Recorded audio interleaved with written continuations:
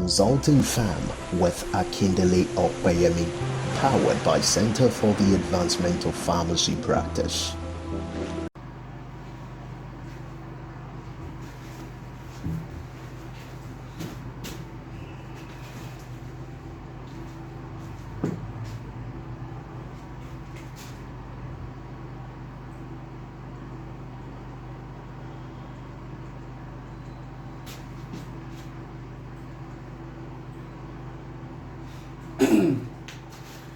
Hello everyone out there.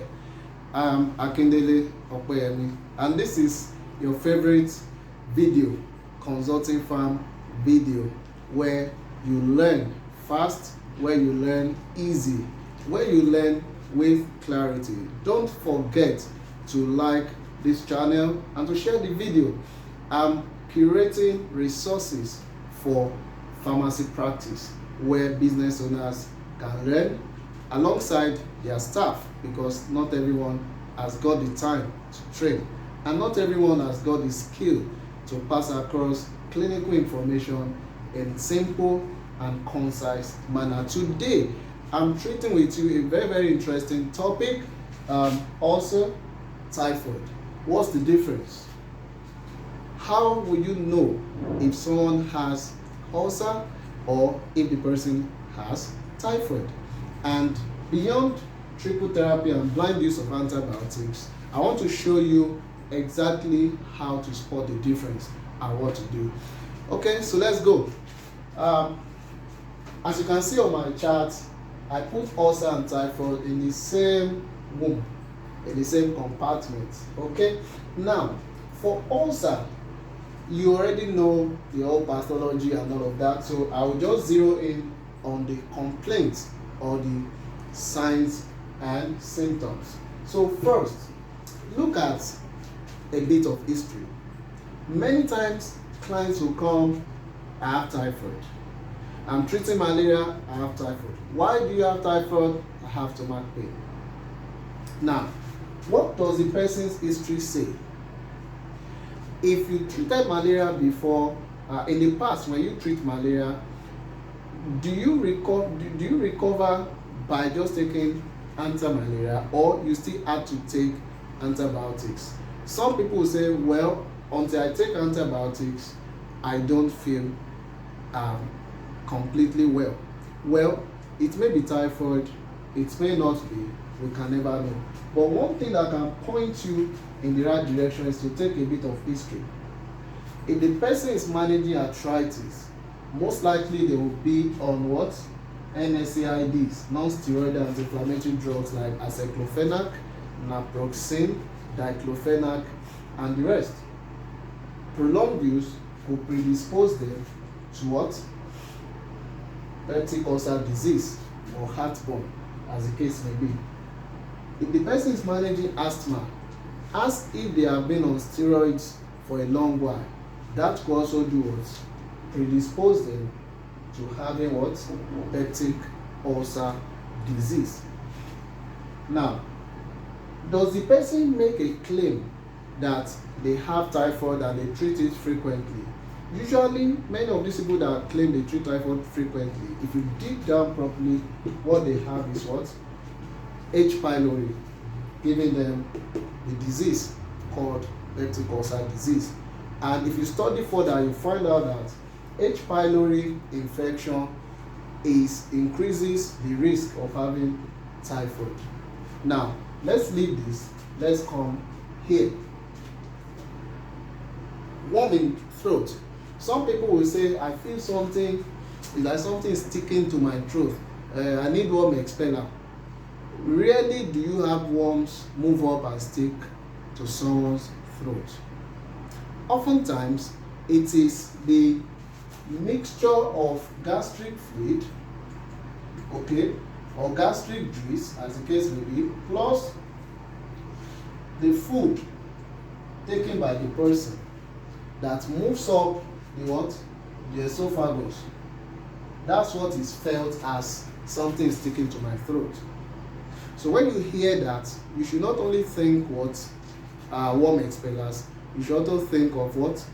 Antacids to help. Now, let's leave that. Let's come to back pain. Back pain is more associated with peptic ulcer disease, especially gastric ulcer, than typhoid. So you ask, do you feel this back pain at the center of your back or behind your shoulders? They say yes. Then you think in this direction. Right. Rarely, I've seen patients that would tell you they feel pain on their wrist, okay, but not quite common. That's too when not on hematinics.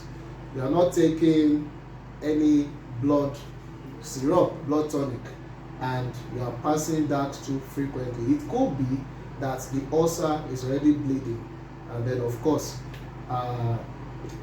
iron 3 in the stool, it will show that dark color. That will suggest ulcer. But complication of typhoid also could be what? Intestinal perforation and some form of bleeding. Okay, but I will show you how to distinguish later. Now, change in taste bud could also be, it suggests ulcer rather than typhoid, because as the gastric juice, hydrochloric acid, pepsin, and the food softeners, the reflux happens. The presence of acid in the mouth can change the taste of the patient. Dental erosion is also more associated with ulcer. The person could open their mouth, or if they have noticed a change in their enamel, it could be change in color, it could be that the enamels are eroding.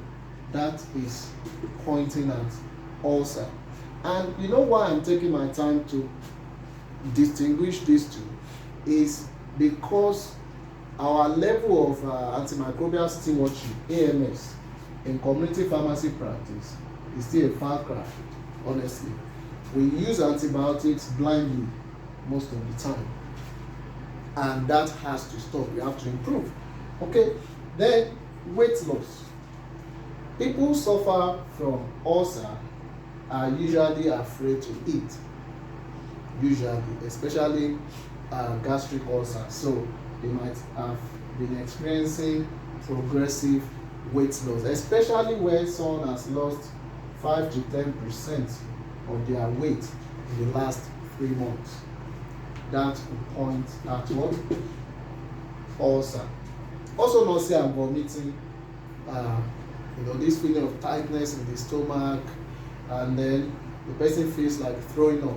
Some people will actually have to throw up or vomit to feel relieved. That is pointing at this guy. Now, let me show you something. The difference is this. Typhoid is not that, in another video I will take on typhoid. Typhoid is not as common, it's not as prevalent as we think. Why that test is a scam, it's outdated, it's archaic because of its high incidence of false positives. We are not treating that in this video, but know for sure that the prevalence of typhoid in sub-Saharan Africa, even though it is difficult to determine, but it is generally less than 20%, 15% when the standard method is used to detect typhoid. So it's not as prevalent. It's not everybody that has stomach pain that has typhoid, even when they have that stomach pain around when they are treating malaria. Okay, now one key difference is this: nobody that actually has typhoid can carry it for so long without succumbing to death. The mortality of typhoid, the mortality associated with typhoid is faster because in no time it could perforate the intestine, destroy the liver, unlike peptic ulcer disease. People can also die from complications of ulcer, gastric ulcer, duodenal ulcer, quite alright, I agree, but not as fast as the disease progression is not as fast as you have in typhoid. Okay, so nobody should come and tell me, oh, I've been having this typhoid for the past 6 months. You have typhoid for the past 6 months, you've not taken antibiotics, you've not treated it, and you are still alive today. That might be a miracle, or it could be mild form of typhoid. but most times typhoid can be very deadly if antibiotics are not administered on time. But in the case of ulcer, the administration of antibiotics depends on if H. pylori is fingered or not, right? Also, morbidity. In terms of morbidity, someone that has typhoid will deteriorate quickly or faster than someone that has peptic ulcer disease, right?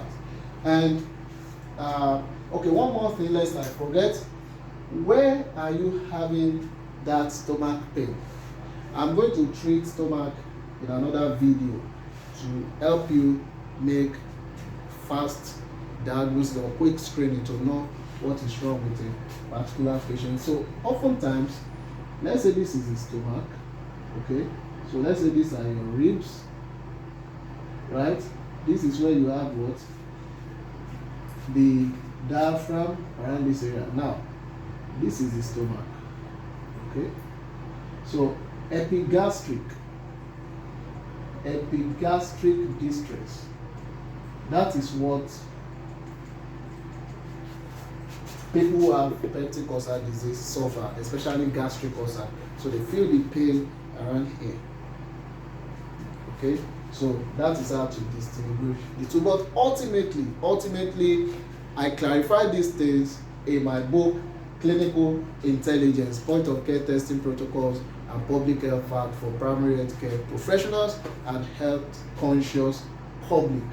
When you use the appropriate kit, you can run tests on the patient to detect H. pylori, okay? And you can run a test to also detect Salmonella typhi if you are not satisfied or if you are still not clear when you have taken clapping or a bit of history taking. So this video is all about responsible use of antibiotics rather than blind use of antibiotics. I know many of you will say, well, whether it's typhoid, whether it's ulcer, once I give triple therapy, the PPI